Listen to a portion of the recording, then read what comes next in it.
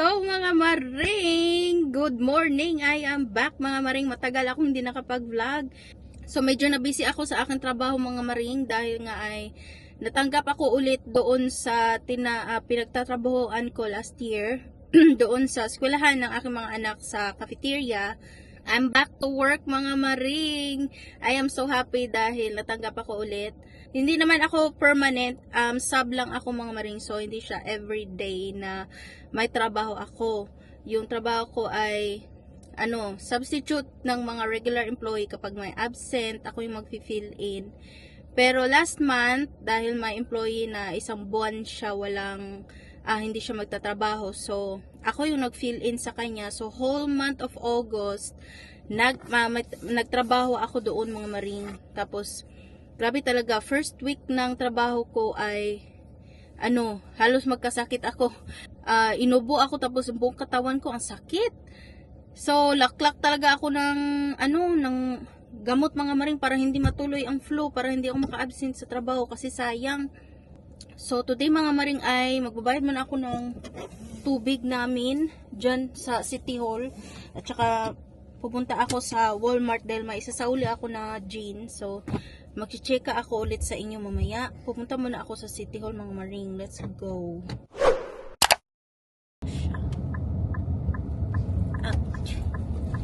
Tayo mag-park.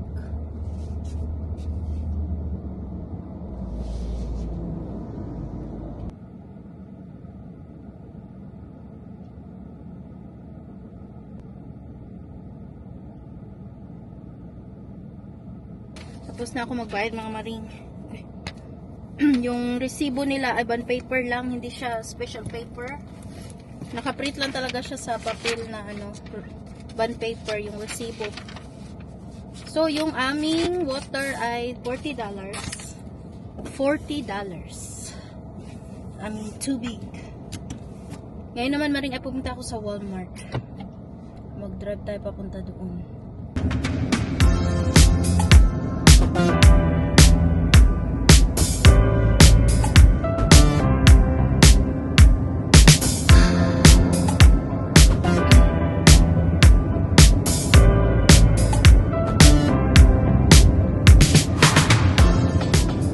Na ako sa parking lot ng Walmart. Alas 9 na ng umaga mga maring. So yun na nga, natanggap ako sa trabaho ulit mga maring sa cafeteria ng eskwelahan. So kami yung gumagawa ng mga lunch ng mga bata dahil may free lunch dito ang mga eskwelahan. Hindi naman lahat, pero sa eskwelahan na public school ay merong free lunch at free breakfast yung mga bata. So, dahil sub ako, substitute, hindi ako everyday may trabaho. Depende na lang kung may regular employee na mag-absent ng maraming days. So, ako mag-fill in. So, bilang isang sub, within 5 months, dapat meron akong isang assignment na matrabaho. Kasi kung wala akong trabaho for 5 months, na kahit isang araw or half day man lang, ay ma-deactivate yung aking account. So, parang kumbaga automatic na resignation na yon sa akin. Pwede ako magtrabaho sa high school, sa middle school, sa elementary, at iba't ibang eskwelahan kung gusto ko. Pero nga, yung pinili ko ay isang eskwelahan lang. Kapag may available na trabaho sa high school, hindi ko siya tinatanggap mga maring kasi nga, hindi siya fit in sa time ng mga anak ko kasi mag-start sila doon 7 a.m. Yung eskwela ng mga anak ko sa elementary ay 7:30, dapat nasa na sila eskwelahan. So hindi siya mag-fit in sa schedule, malilate ako sa trabaho. So yung pinili ko ay ang elementary kung saan yung mga anak ko. So yung duty ko ay 6:30 a.m. to 1:30 p.m. 7 hours siya mga maring. So pag nagtrabaho ko mga maring, dinadala ko na yung mga alipores. Tapos mag-aantay lang sila doon sa lunchroom hanggang 7:30. Tapos, pwede na silang pumunta doon sa classroom nila. So, maganda siya kasi nadadala ko yung mga bata, makakapagtrabaho ako. Kaya, isang eskwelahan lang yung pinupuntahan ko, elementary. Kung walang nag-absent this week, so wala akong work. So, last month, whole month ako may trabaho. Dahil may isang employee nga na whole month siya wala. Tapos, yung payday ay every Friday. Pero this month, sa September, ay for this week, isang day lang yung trabaho ko. Tapos next week, isang day lang din. Tapos sa October, isang day pa yung na-schedule sa akin.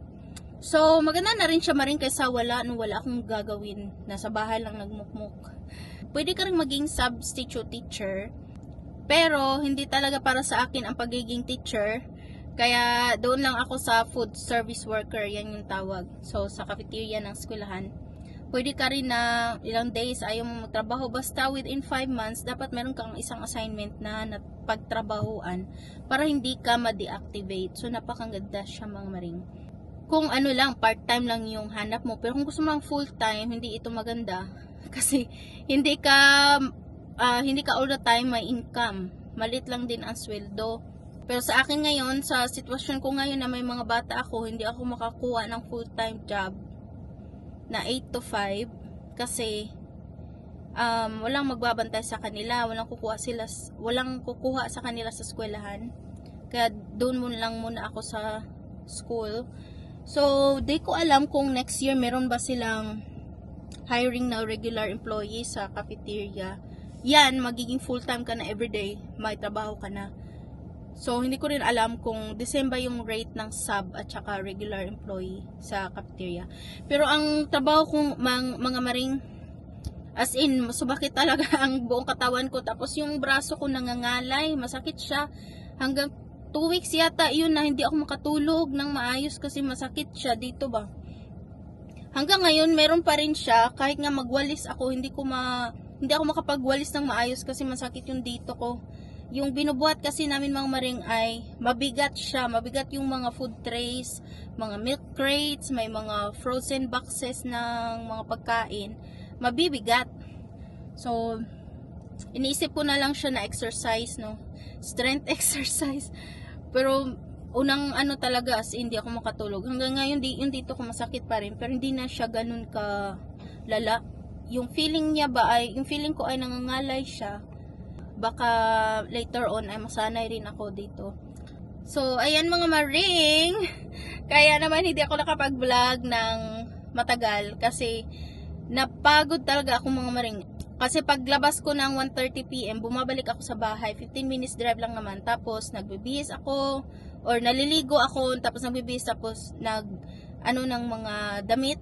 Habang may time pa ako, bilisan lang talaga na paggawa ng gawaing bahay kasi pagka 2:50 bumabalik ako sa eskwelahan para kunin yung mga bata tapos balik na naman sa bahay.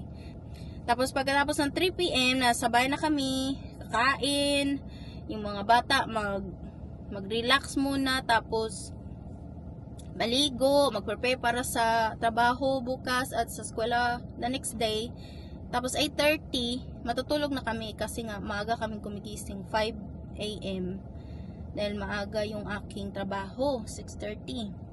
Maganda na rin siya talaga, maganda yung schedule kasi fit na fit talaga siya sa schedule ng mga anak ko. Hindi ako mahirapan kung walang magbabantay sa kanila kasi makukuha ko naman sila on time. Tapos kung walang klase, wala rin akong trabaho. So summertime, wala akong trabaho dahil wala namang klase. Go with the flow lang muna ako sa pagiging sub. I-enjoy ko lang muna ito. Papasok ako ngayon sa Walmart dahil isa sa uli ko itong jeans na binili ko kakahapon sa anak ko, hindi kasya sa kanya. Maganda siya maring Nagsilabasan na yung mga bagong stock nila, mga pang fall kasi mag fall na this month, 3rd week yata ng September, fall na. Pagka umaga yung weather unti-unti na siyang lumalamig, nasa mga 60 na siya. So, ayan, maring close sila. Hindi niya alam kung anong oras to sila mag-open. So, hindi ko siya ma-return. Kaya, maglakad-lakad na lang muna tayo dito sa Walmart. Kukunin ko yung ibang size ng jeans na kasya sa anak ko. Ayan, maring nagsilabasan ang mga long sleeve, mga maring. Dahil nga, lumalamig na ang panahon. Ang ganda nito, 97. Bakit 97 ang nakalagay? Ang ganda siya maring. Ikano ba to? $14 siya. May mga dresses din. Ayan. Ang ganda ng mga dress, mga jeans. Ang dami ng mga jackets. Ito to sa Walmart maring. Ito, magkano ba to? $10 lang ang jacket maring. Ito siya Fluffy jacket. Dami. May naka-clearance dito ng mga jeans. $17 na lang siya. Pero ano, malalaki. Ay, mga dress dyan. Tapos mga long sleeve. Ang cute ng mga long sleeve. Tapos mga ano, oh. Ito, sweater. At saka jogger. Jogging pants. Ay, ganda. Magkano ba to? $10 ang isa. Ang ganda nito, Maring. Yan siya. Dami ng mga ano, bagong labas. Hala, ang cute ng mga long sleeve. Oh, pambata. Pang teenager. Kano ba to siya? Walang nakalagay na price. Surprise lang daw ang price. Para magulat ka sa counter. Mahal pala. So, ayan. Kukunin ko muna yung jeans na ibang size. Pag nagtatrabaho ako, Maring, ito yung sinusuot ko, scrub. Yan. So, ito na yung mga pang ano, Maring, oh. Ang daming magandang mga damit pang bata. Ang cute. Mga t-shirt. Tapos may sets dito. May long sleeve. Sweater na may jeans. Ay, jeans pants. Ang cute ng mga ano. Walang problema talaga dito kapag mga damit pang bata. Grabe, ang dami. Ang magagandang mga design. Tapos mostly set siya. $10 ito, Maring, set. Yan, may dress. May t-shirt. Itong t-shirt naman ay $4. $4.98. Magagandang t-shirt. Yan. So, ito na yung jeans na nakuha ko, Maring, para sa anak ko. Gusto niya yung ano, flare design. Parang ang taas naman. I hope kasya sa kanya. Ang ganda siya, Maring. So, meron sila dito. What's this one? Rain jacket. Meron silang ano, mga, rain jacket. Waterproof ba to? Water resistant lang. Pag hindi kasi waterproof, pag malakas yung ulan, nababasa pa rin ito.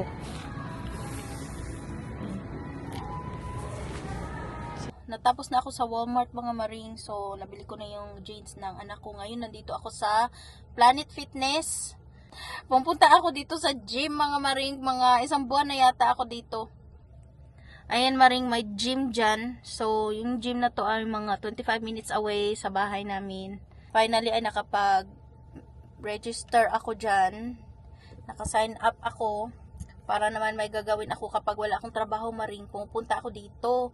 So, every weekday, pumupunta ako. Kung walang trabaho, tapos weekend, hindi ako pumupunta dito. So, nakakaaliw siya, mga Maring, kasi nakakapag-concentrate ako sa pag-exercise finally. Para hindi naman akong parang nasa preso lagi sa bahay. Totoo pala yun noon na nakaka-addict ang gym. Kasi once naka-experience ka ng gym, parang gusto mo nang bumalik na bumalik. Kahit na masakit yung katawan mo, pupunta ka dyan, pabalik na pabalik. So, maraming dyan, Maring, nag-exercise na mga senior citizen, marami dyan. So, nakakaaliw kasi kahit na maedad na sila ay go pa rin sila sa pag-exercise. Napakaganda, active pa rin sila. Hindi naman busy ang dyan, gym na yan. Wala masyadong tao. Konti lang. So, nag-gym ako, mga Maring, 1 hour and 30 minutes. So, yan na yung pinaka-max ko. Tapos, umuwi ako sa bahay. So, at least meron akong routine kung wala akong trabaho. Ang dyan, mga Maring, membership ay $25 kung gusto mo ma-experience lahat-lahat yung mga massage nila. Meron silang massage chair, hydro massage, merong tanning, gusto mo magpatan, or meron din yung all over na body. Papasok ka sa isang machine, tapos i-vibrate yung buong katawan mo. So, yun, pero hindi ako nag-try nun. Yung massage chair nila, okay yung massage chair. So, ayan yung paligid. Hindi ko alam kung ano ba yung mga bahay-bahay dyan. Hindi ko alam ano yan siya, Maring. Basta may maliit na grocery store dyan, yung Save a Lot food stores. Hindi pa ako nakapasok dyan. At saka, yun, may mga maliliit na store, Bamboo Express, nail salon, may Dollar General, Fashion Metro. Ano siya, mga small town na stores. Ayun. See you again next time sa aking mga vlogs. Hopefully maka-vlog ako ulit ng mga grocery shopping vlog. Sa mga naghahanap sa aking vlog, nagme-message kung okay ba ako. Maraming salamat sa inyo. Medyo na busy lang talaga ako sa trabaho ko marina. Pagod ako. So, hindi ako nakapag-vlog. That's it for today mga maring. Mag-ingat kayong lahat. See you again next time. Bye!